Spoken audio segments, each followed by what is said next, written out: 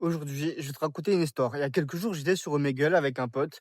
On parle à quelques personnes et là, on tombe sur une fille. Rapidement, je lui pose des questions. Je lui parle de religion, de spiritualité. Voir si c'est quelque chose qui la touche, qui l'intéresse. Parce que moi, c'est quelque chose qui m'intéresse depuis quelques mois, vraiment, vraiment pas mal. Et pour contexte, j'ai fait mon baptême, j'ai fait ma communion. Donc pour la religion chrétienne quand j'étais petit. Mais je m'en foutais un peu de la religion quand t'es petit comme ça. T'as pas vraiment conscience. Et du coup, j'ai fait ça. Après, quand j'étais ado, j'ai pas continué pour ma confirmation, parce que tout le temps quand j'étais ado, je me suis dit: «La religion, je m'en fous, ça sert à rien», je m'en foutais.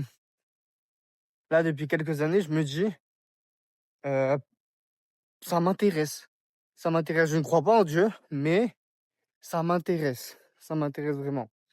Et avec tous mes potes, qui sont religieux, j'ai kiffé parler de ça et je kiffe parler de ça, de religion, de spiritualité et cetera, d'âme. Et depuis, ouais, là, ces quelques mois, je pense que je crois en Dieu. En vrai, je dis ça, je dis: «Je pense que je crois en Dieu». J'ai envie de croire en Dieu parce que pour moi, la vérité absolue, elle n'existe pas. Là, c'est à chacun, il choisit sa propre vérité. Hem, pour moi, c'est ça. Donc, j'ai envie de choisir de croire en Dieu et ça m'intéresse beaucoup plus, mais j'ai pas envie forcément d'appartenir à une religion. Je me dis: «J'ai pas besoin, d'appartenir, de me dire que j'appartiens à une religion pour, pour faire le gars entre guillemets «fidèle à Dieu», entre guillemets «obéissant». Je me dis juste: «Tu vois, je crois en Dieu, je suis dans le bon». Hem, j'ai pas besoin de rentrer dans la case, je suis dans une religion. En tout cas actuellement. Peut-être à un moment je ressentirai ce besoin. Actuellement, non. Et donc je parle de ça avec la fille et là, elle me raconte des histoires de fous. Pas spécialement par rapport à Dieu, même si c'est lié. À un moment, elle a parlé de la Bible, d'un chapelet, donc ça, c'est la religion chrétienne, mais ouais, donc en vrai, c'est quand même l'histoire là liée à la religion. Elle m'a parlé d'histoires de fou, d'énergie, hem, d'âme, je sais pas comment je peux appeler ça, les termes ils diffèrent, mais de genoun, de mauvais esprits et cetera. Et elle m'a parlé de plusieurs histoires là-dedans, que ça soit dans le très, très bon, heu, comme le fait qu'elle ait réussi à justement enlever, je sais pas comment l'appeler, mais un genoun, un mauvais esprit et cetera de quelqu'un. Donc elle m'a raconté des histoires dans le très, très bon comme ça et des histoires dans le très, très mauvais qui est, le décès de son père. Mais justement en rapport toujours avec, ce qu'il y a au-delà du monde physique, donc la spiritualité, les esprits et cetera. Je vais pas forcément rentrer dans les détails de chaque événement parce que même si je name drop pas, ça reste quand même, quelque chose de privé, tu vois? Elle m'a raconté qu'à moi. Je me dis: «J'ai pas envie de raconter les histoires même s'il y a personne qui la connaît, même si je dis pas son nom, je montre pas ta sa tête ou quoi».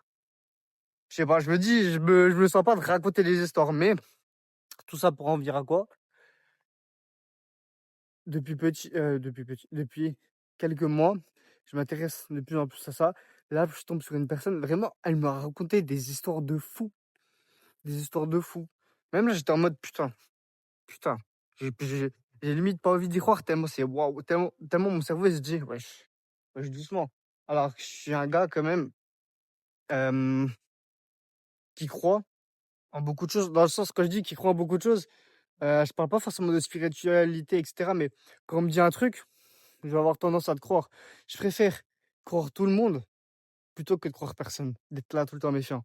Je préfère me dire: «Ouais, OK, c'est vrai», plutôt que, de me méfier et cetera. Ça a du bon, ça a du mauvais dans les 2.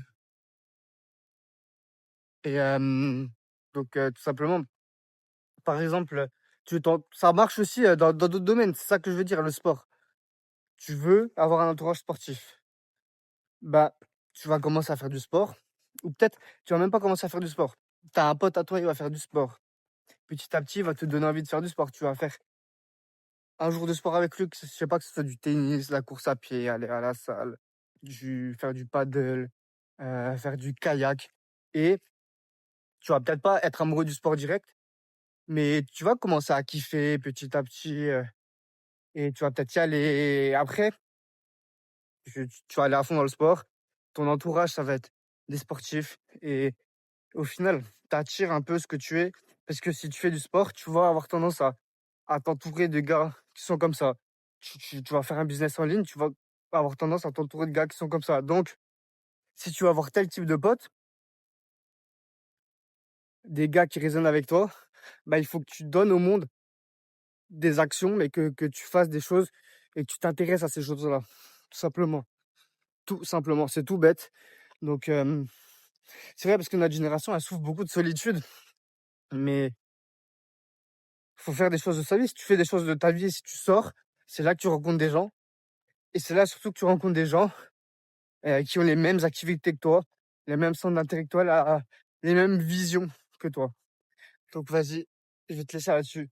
Comme d'hab, kiffe ta vie et vois positif.